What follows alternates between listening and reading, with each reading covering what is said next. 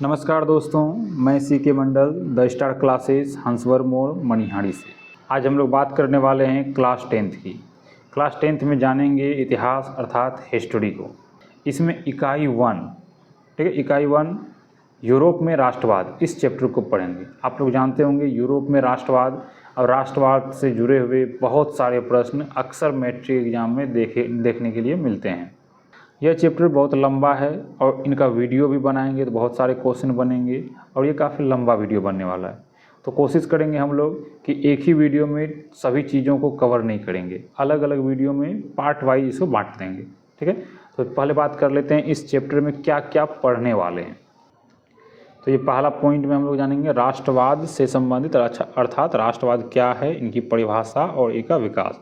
दूसरा पॉइंट में हम लोग जान लेंगे इसी चैप्टर के दूसरे पॉइंट में जानेंगे हम लोग वियना सम्मेलन, ठीक है। वियना सम्मेलन कब हुआ, वियना सम्मेलन की मेजबानी किसने की और यह सम्मेलन का उद्देश्य क्या था, इन सभी प्रश्नों को जानेंगे हम लोग वियना सम्मेलन के अंतर्गत, ठीक है।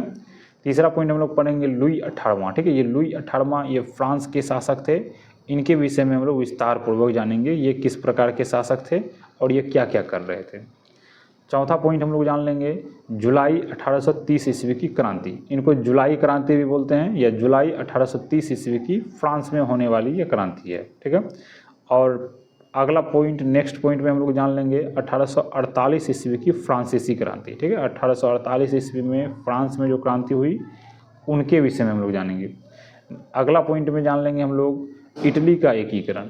इटली का एकीकरण जो है यानी कि इटली को एक राष्ट्र का रूप देने के लिए, ठीक है, इटली को एक देश का रूप, ठीक है, एक एकता के रूप में बांधने का जो प्रयास है वो किसने किसने किया था और वह कब किया है, उनका पूरा प्रक्रिया हम लोग जानेंगे।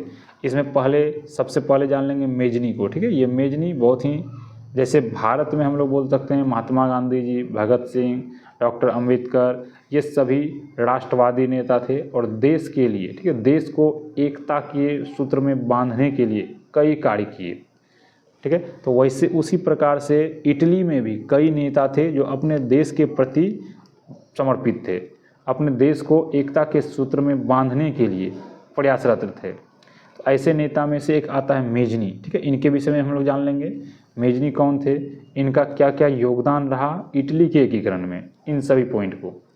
फिर आता है काबुल, ठीक है, ये काबुल के विषय में जान लेंगे, ये भी इटली के एकीकरण में महत्वपूर्ण योगदान दिए थे। गेरिबाल्डी, उनके बाद विक्टर इमैनुअल, ठीक है, विक्टर इमैनुअल भी एक शासक थे, इनके विषय में हम लोग जान लेंगे, ये इटली के एकीकरण में जानेंगे। उनके बाद आता है जर्मनी का एकीकरण, परिचय, फिर प्रमुख जो बुद्धिजीवी है वहाँ के जो लोग थे, जैसे कोई चित्रकार हो गया, कोई साहित्यकार हैं, कोई कलाकार हैं, कोई कवि हैं, तो उनके विषय में प्रमुख बुद्धिजीवी लोग जो थे जर्मनी के, जो जर्मनी के एकीकरण में योगदान दिए, उनके विषय में जानेंगे। 1848 ईस्वी की क्रांति का जो लाभ है, फ्रांस में 1848 ईस्वी में अभी जस्ट बताया एक क्रांति हुई थी, इस क्रांति का लाभ, ठीक है, जर्मनी के लोगों ने कैसे उठाया, इस विषय पे बात करेंगे। और फिर बिस्मार्क के विषय में भी जानेंगे कि बिस्मार्क, ठीक है, इन्हें कूटनीतिज्ञ कहा जाता है, जो रक्त एवं लोह की नीति का अवलंबन किया था। तो ये बिस्मार्क कौन थे, क्या कर रहे थे और किस प्रकार जर्मनी को एक राष्ट्र के रूप में, ठीक है, विश्व मानचित्र पर उपस्थित किया। उनके बाद आता है सेडॉन का युद्ध, ठीक है, सेडोवा का युद्ध, फिर सेडॉन का युद्ध।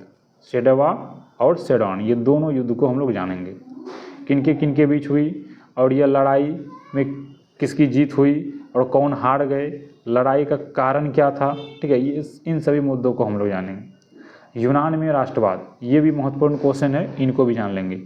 अर्थात हम कह सकते हैं ये पूरा जो राष्ट्रवाद चैप्टर है, ठीक है, आपका जो यूरोप में राष्ट्रवाद ये जो पार्ट है, इसमें यदि हम लोग इन 10 पॉइंट पे फोकस करें, ठीक है, 10 पॉइंट पे यदि फोकस करें तो हमें लगता है कि आपके इस चैप्टर से एक भी क्वेश्चन नहीं छूटने वाले हैं। और सबसे मेन पॉइंट है या बोल सकते हैं महत्वपूर्ण तथ्य यह है कि इसमें जितने भी क्वेश्चन पूछे जाते हैं आप लोगों के बिहार बोर्ड के जो टेक्स्ट बुक किताब है बस उन्हीं से पूछे जाते हैं, ठीक है। तो या तो आप किताब को पढ़ लीजिए या नहीं तो इस वीडियो को पूरा देख लीजिए। तो हम लोग बात कर लेते हैं, पहली बार जो पढ़ेंगे फर्स्ट वीडियो में, ठीक है। फर्स्ट वीडियो में हम लोग जानेंगे राष्ट्रवाद, वियना सम्मेलन, लुई 18वां, बस ये 3 पॉइंट को पहला वीडियो में जान लेंगे। जुलाई क्रांति अगले वीडियो में, फिर अगले वीडियो में 1848 की क्रांति, फिर एक अलग वीडियो बनाना पड़ेगा इटली का एकीकरण, क्योंकि ये लंबा चैप्टर है, ठीक है। और कम से कम अगर एक वीडियो में पूरा कवर किया जाए तो 3 से 4 घंटे लगेंगे, तो बेहतर है कि आधा आधा घंटा कर अलग अलग कवर कर लिया जाए, ठीक है। नेक्स्ट हम लोग जान लेंगे जर्मनी का एकीकरण एक वीडियो में, और ये तीनों पॉइंट को हम लोग रख देंगे अगला वीडियो में, यानी अलग वीडियो में, यानी टोटल 4 या 5 वीडियो हम लोग बनाएंगे, ठीक है। और ये यूरोप का राष्ट्रवाद पूरी तरह से कंप्लीट कर देंगे, सब्जेक्टिव भी और ऑब्जेक्टिव भी। तो चलिए हम लोग बात करते हैं कि ये राष्ट्रवाद क्या है, ठीक है, उनके विषय में। सबसे पहले यदि हम लोग बात करें राष्ट्रवाद के विषय में, ठीक है, राष्ट्रवाद जो शब्द है, इनका अर्थ क्या होता है, इनके विषय में यदि बात कर ले कि राष्ट्रवाद शब्द का अर्थ क्या होता है, तो यहाँ पता चलेगा राष्ट्रीय चेतना का उदय होता है। क्या होता है? राष्ट्रीय चेतना का उदय, या अपने देश के प्रति, ठीक है, अपने देश के प्रति जागरूक होना। अपने देश के प्रति क्या हो जाएगा? जागरूक होना। यानी ऐसे कई लोग जो अपने देश के प्रति अधिक जागरूक हैं, उसमें बोल सकते हैं उस व्यक्ति में राष्ट्रीय चेतना का उदय हुआ है या उदय हो रहा है। राष्ट्रवाद की परिभाषा, यानी राष्ट्रवाद क्या है या इनकी परिभाषा हमें किस प्रकार देनी चाहिए, तो यहाँ हम लोग बात कर लेते हैं। किसी विशेष भौगोलिक, सांस्कृतिक या सामाजिक परिवेश में रहने वाले लोगों के, ठीक है, ये तीनों चीज़, भौगोलिक का मतलब किसी निश्चित एरिया से, जैसे पहाड़ से, समुद्र से, नदियों से, पठार से घिरा हुआ जो क्षेत्र होगा उन्हें बोल देंगे भौगोलिक क्षेत्र, ठीक है। तो भौगोलिक क्षेत्र, सांस्कृतिक और सामाजिक परिवेश में रहने वाले लोगों के मन में पनपने वाली एकता की भावना को, ये ध्यान रखिएगा, ये क्षेत्र आप 3 याद रखिएगा, ठीक है। भौगोलिक क्षेत्र, सांस्कृतिक क्षेत्र और फिर सामाजिक क्षेत्र। इन तीनों क्षेत्रों में रहने वाले जो लोग हैं उनके मन में एकता की भावना, जो भी एकता की भावना आएंगे उस भावना को ही राष्ट्रवाद कहते हैं। क्लियर है? हम उम्मीद करते हैं आप लोग समझ गए होंगे। किसी विशेष भौगोलिक, सांस्कृतिक या सामाजिक परिवेश में रहने वाले लोगों के मन में पनपने वाली एकता की भावना को राष्ट्रवाद कहते हैं। सिंपल सी परिभाषा है और ये आप लोगों की बुक से है। नेक्स्ट पॉइंट हम लोग बात कर लेते हैं राष्ट्रवाद का विकास, ठीक है। राष्ट्रवाद का जो अगर क्रमिक विकास पूछा जाए कि राष्ट्रवाद का विकास का क्रम कैसा रहा, ये भी प्रश्न आ सकता है। राष्ट्रवाद का विकास का क्रम बताइए, तो इन्हें शॉर्ट में आप याद कीजिए, हालांकि ये ऑब्जेक्टिव में आ सकता है, ठीक है। तो प्रश्न रहेगा राष्ट्रवाद के विकास का बीजारोपण कब हुआ, तो राइट आंसर होगा पुनः जागरण काल, यानी यूरोप में। पुनः जागरण काल ये यूरोप से हुआ था, इटली से हुआ था 15वीं शताब्दी में। आप ये पॉइंट याद रखिए, पुनः जागरण काल की शुरुआत कब हुई? 15वीं शताब्दी में हुई, और कहाँ से? इटली से, ठीक है, इटली से हुई। तो राष्ट्रवाद का बीजारोपण कब हुआ? पुनः जागरण काल से। राष्ट्रवाद का उन्नत रूप कब प्रकट हुआ, तो उन्नत रूप 1789 ईस्वी की फ्रांसीसी क्रांति से प्रकट हुआ। कब हुआ? 1789 ईस्वी की फ्रांसीसी क्रांति से। नेक्स्ट है राष्ट्रवाद का, ठीक है, उन्नत और आक्रामक रूप, ठीक है। उन्नत रूप अगर केवल पूछा जाए तब फ्रांसीसी क्रांति से, और उन्नत के साथ अगर पूछ दिया जाए आक्रामक रूप, आक्रामक रूप में राष्ट्रवाद कब दिखाई पड़े, तो यह 19वीं शताब्दी में दिखाई पड़े। कब? 19वीं शताब्दी में दिखाई पड़े। सर्वाधिक योगदान, यानी कि राष्ट्रवाद के विकास में सर्वाधिक योगदान किसका रहा, ठीक है। प्रश्न रह सकता है कि राष्ट्रवाद के विकास में सर्वाधिक योगदान किसका रहा, तो आंसर होगा फ्रांसीसी क्रांति और नेपोलियन का आक्रमण। नेपोलियन ने जर्मनी और इटली के राज्यों को भौगोलिक नाम की परिधि से बाहर कर उसे वास्तविक एवं राजनीतिक रूपरेखा प्रदान की। कहने का अर्थ यह है कि नेपोलियन ने जर्मनी को और इटली को, ठीक है, जर्मनी और इटली को जो भौगोलिक नाम से अलग कर दिया। भौगोलिक नाम कहने का मतलब कोई द्वीप समूह है, कोई द्वीप है, छोटा सा टापू जैसा है, जैसे दियारा वगैरह निकल जाता है, नदी में अगर बोलेंगे दियारा बोल सकते हैं, समुद्र के किनारे है या बीच समुद्र में है तो द्वीप बोल देंगे, और कई सारे दियारा मिला करके द्वीप समूह बन जाएगा। तो इन टाइप के नामों से, या कोई पहाड़ी क्षेत्र में है तो एक अलग टाइप का नाम होगा। तो कहने का मतलब यह है कि अलग अलग नामों को हटा करके एक राजनीतिक और वास्तविक नाम दिया गया, ठीक है। राजनीतिक और वास्तविक रूपरेखा कब प्रदान किए, तो किसने प्रदान किया, तो नेपोलियन ने। और नेपोलियन ने कौन सी क्रांति, फ्रांसीसी क्रांति 1789 ईस्वी, ठीक है। यहाँ तक क्लियर है। हम उम्मीद कर रहे हैं आप लोग बिल्कुल अच्छे तरीके से समझ रहे होंगे। नेक्स्ट है वियना सम्मेलन, इस पे बात कर लेते हैं। वियना सम्मेलन ये 1815 ईस्वी में हुई। वियना सम्मेलन कब, 1815 ईस्वी में।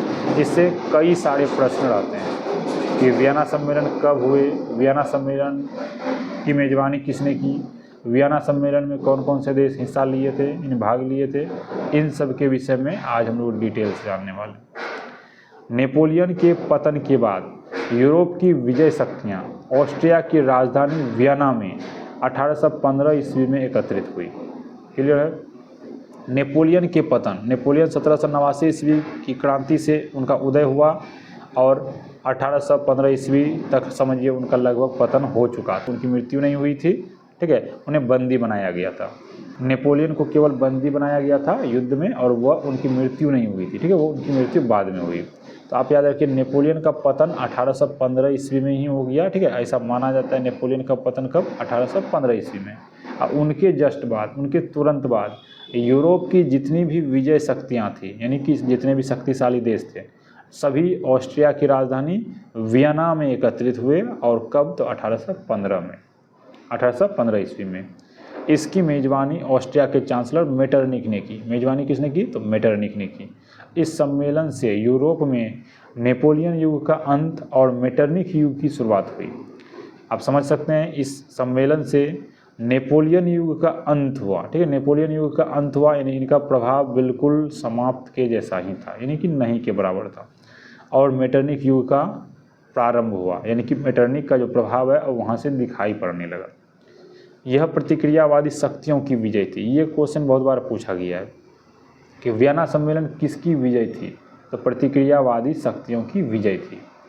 इस सम्मेलन में कई देशों ने हिस्सा लिया, जैसे ब्रिटेन, रूस, प्रसा, ऑस्ट्रिया, ये सभी देश एक साथ आए थे। अब इसमें कई सारे ऑब्जेक्टिव प्रश्न बन सकते हैं। एक बार हम रिपीट करना चाहते हैं इसको। नेपोलियन का पतन, ठीक है, नेपोलियन का अगर पूछा जाए पतन कब हुआ, 1815 ईस्वी में। नेपोलियन के पतन के बाद सभी विजय शक्तियाँ, सभी शक्तिशाली देश कहाँ एकत्रित हुए, तो वियना में एकत्रित हुए। और वियना किस देश की राजधानी है, तो ये वियना ऑस्ट्रिया की राजधानी है, ठीक है। वियना किसकी राजधानी है, ये ऑस्ट्रिया की राजधानी है। और यह सम्मेलन, वियना सम्मेलन या वियना कांग्रेस जो है, यह कब हुई थी, वियना सम्मेलन कब हुई थी, हम बोल सकते हैं वियना सम्मेलन कब हुई थी, 1815 ईस्वी में। वियना सम्मेलन की मेजबानी जो है, मेजबानी यानी उनका देख रेख किसने किया, मेजबानी किसने किया, तो ऑस्ट्रिया के जो चांसलर थे मेटरनिक। इन्हीं को घुमा सकते हैं कि ऑस्ट्रिया के चांसलर कौन थे, मेटरनिक। इस सम्मेलन में यूरोपीय, ठीक है, देशों में से नेपोलियन का जो अंत है, नेपोलियन का क्या हुआ, उनका प्रभाव बिल्कुल समाप्त हो गया, उनका अंत हो गया, यानी उन्हीं को बोलते हैं पतन हो गया। और मेटरनिक का क्या हुआ, वहाँ से उदय हुआ। मेटरनिक वहाँ से शक्तिशाली बनना शुरू हुए, वहाँ से अपना प्रभाव दिखा रहे थे। यह प्रतिक्रियावादी शक्तियों की विजय थी, यानी कि वियना सम्मेलन किसकी विजय थी, तो प्रतिक्रियावादी शक्तियों की विजय थी। इस सम्मेलन में कई देशों ने हिस्सा लिया, कई देश आए, भाग लिए, जैसे ब्रिटेन, रूस, प्रसा, ऑस्ट्रिया, ठीक है। ये सभी लगभग शक्तिशाली थे उस समय, जिस समय यह सम्मेलन चल रहा था, यानी 1815 ईस्वी में। यहाँ तक क्लियर है। हम उम्मीद कर रहे हैं आप लोग बिल्कुल अच्छे तरीके से समझ रहे होंगे, और इसी प्रकार समझते रहिए। और इससे जुड़े हुए जितने भी ऑब्जेक्टिव या सब्जेक्टिव प्रश्न बन सकते हैं, उन सभी प्रश्नों पे आज हम लोग डिटेल से जानेंगे। नेक्स्ट पॉइंट है वियना सम्मेलन का उद्देश्य क्या थे, ठीक है। वियना सम्मेलन के उद्देश्य क्या थे, तो उद्देश्य के विषय में जान लेते हैं। वियना सम्मेलन के दो मुख्य उद्देश्य थे। कितने उद्देश्य थे, इनके दो मुख्य उद्देश्य थे। यूरोप में पुरातन व्यवस्था को पुनर्स्थापित करना, ठीक है। पुरातन व्यवस्था का मतलब होता है पुराना व्यवस्था। तो पुराना, ये कितना पुराना व्यवस्था, ये भी हो सकता है सवाल, कि यूरोप में उस पुरातन व्यवस्था को पुनर्स्थापित करना जिसे नेपोलियन ने युद्ध में अस्त व्यस्त कर दिया था। ये क्लियर हो गया कि नेपोलियन से जस्ट पहले जो व्यवस्था थी उसी व्यवस्था को लागू करना था। हर संभव यह प्रयास करना कि यूरोप में लोकतंत्र एवं प्रजातंत्र का विकास न हो। क्या होना चाहिए? यूरोप में लोकतंत्र और प्रजातंत्र का विकास न हो। इसके लिए इटली और जर्मनी को कई छोटे छोटे राज्यों में विभाजित कर दिया गया। यानी पहला था कि पुरातन व्यवस्था अर्थात राजतंत्र को लागू करना है, और दूसरा व्यवस्था था कि लोकतंत्र को लागू नहीं करने देना है। ठीक है, लोकतंत्र को लागू नहीं करने देना है। ये व्यवस्था जो है, यह उद्देश्य जो है किसका था? वियना सम्मेलन का था। किसका था? वियना सम्मेलन का।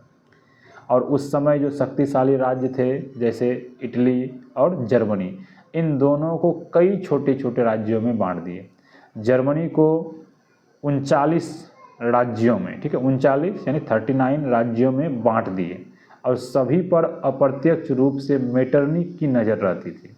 यानी मॉनिटरिंग वही कर रहे थे, मेटरनिक। इनके अलावा इटली को भी कई भागों में बांट लिए। तो इटली को जो बांटा गया, इनके विषय में हम लोग जान लेते हैं। इटली को आखिर कितने अलग अलग छोटे छोटे राज्यों में बांटा और उनमें किसको शासन का भार दिया गया। इटली का विभाजन, ठीक है, इटली को जो बांटा गया, यानी वियना सम्मेलन के अंतर्गत इटली का विभाजन किस प्रकार होगा, ये रियल क्वेश्चन होगा। वियना सम्मेलन के अंतर्गत इटली का विभाजन किस प्रकार हुआ? यहाँ बोल सकते हैं ऑस्ट्रिया के चांसलर मेटरनिक ने, ठीक है, ऑस्ट्रिया के चांसलर मेटरनिक ने इटली का विभाजन किस प्रकार से किया? तो इसका आंसर हो जाएगा कि कई अलग अलग राज्यों में बांटे, जैसे सिसिली और नेपल्स। सिसिली और नेपल्स वहाँ के 2 राज्य थे, ठीक है, इटली के 2 राज्य थे, छोटे छोटे राज्य थे, सिसिली और नेपल्स। यहाँ पर फर्डिनेट, ठीक है, फर्डिनेट को शासक बनाया गया। और ये फर्डिनेट कौन थे? तो बुर्बो राजवंश के शासक थे। ठीक है, फर्डिनेट कहाँ के थे? बुर्बो राजवंश के शासक थे। बुर्बो राजवंश के एक शासक को इटली का यानी सिसिली और नेपल्स का शासक बनाया गया, और बुर्बो राजवंश का एक और भी शासक था जिसको फ्रांस का राजा बनाया गया, जैसे कि लुई 18वां। तो लुई 18वां भी बुर्बो राजवंश के थे, फर्डिनेट भी बुर्बो राजवंश के थे।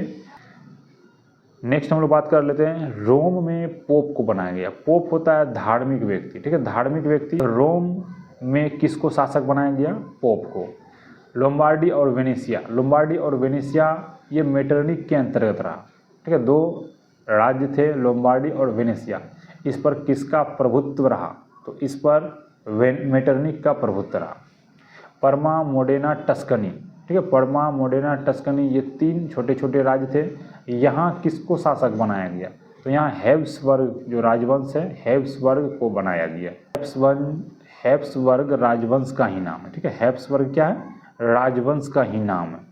तो हैब्सबर्ग राजवंश के किसी शासक को पर्मा, मोडेना और टस्कनी का शासन भार दिया गया।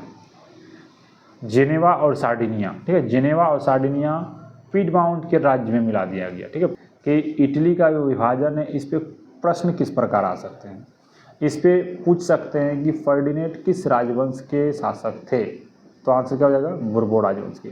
लुई 18वां वह किस वंश के शासक थे? तो वह भी आंसर हो जाएगा बुर्बो राजवंश के।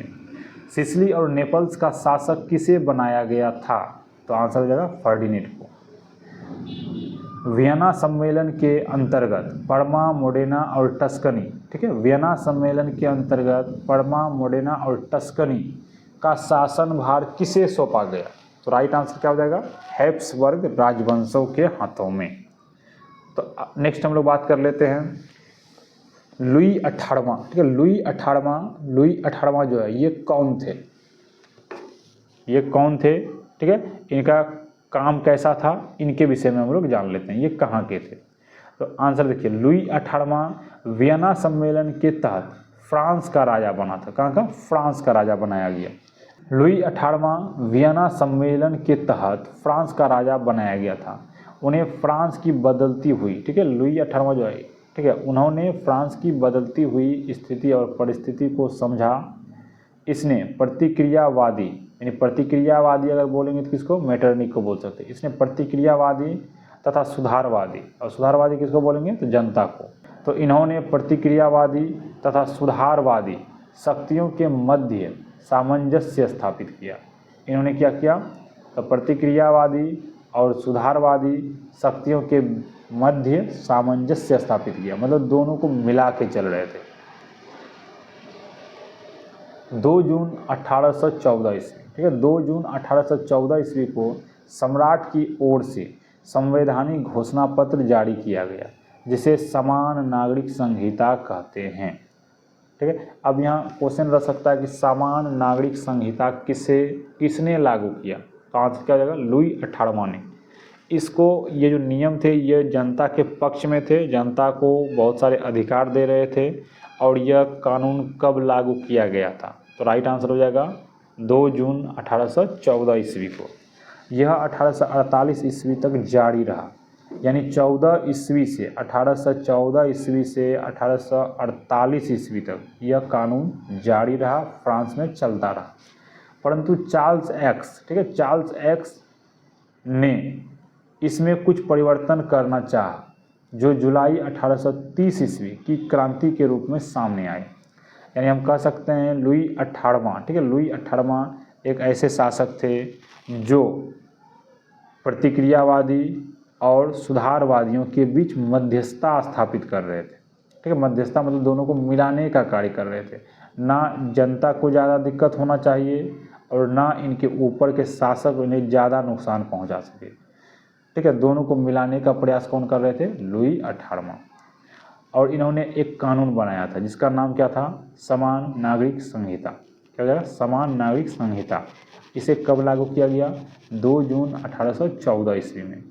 और यह कब तक चला, 1848 ईस्वी तक। इस कानून को हटाने का काम किसने किया, तो हटाने के लिए प्रयास कर रहे थे कौन, चार्ल्स एक्स, जो लुई 18वां इनके जस्ट बाद बने थे। चार्ल्स एक्स फ्रांस का राजा था। ठीक है, इसने हटाने का प्रयास किया, जो थोड़े से जनता को खराब लगे और वो विद्रोह करने लगे, और जिसका परिणाम 1830 की क्रांति अर्थात जुलाई 1830 की क्रांति, ठीक है, जुलाई 1830 की क्रांति के रूप में सामने आया।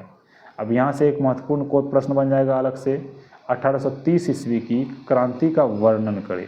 ठीक है, 1830 ईस्वी की क्रांति से आप क्या समझते हैं, तो ये वर्णन किया जाएगा। इनको हम लोग नेक्स्ट वीडियो में जानेंगे, डिटेल से जानेंगे। ठीक है, अगर यह वीडियो अच्छा लगे तो लाइक और शेयर जरूर कीजिएगा, साथ ही सब्सक्राइब का बटन भी दबाइए और बेल आइकन बिल्कुल भी नहीं भूलिएगा। इस टाइप की जानकारी और चाहिए तो बेल आइकन के बटन को भी दबा दीजिएगा, ताकि आने वाली वीडियो का नोटिफिकेशन आपको मिलती रहे।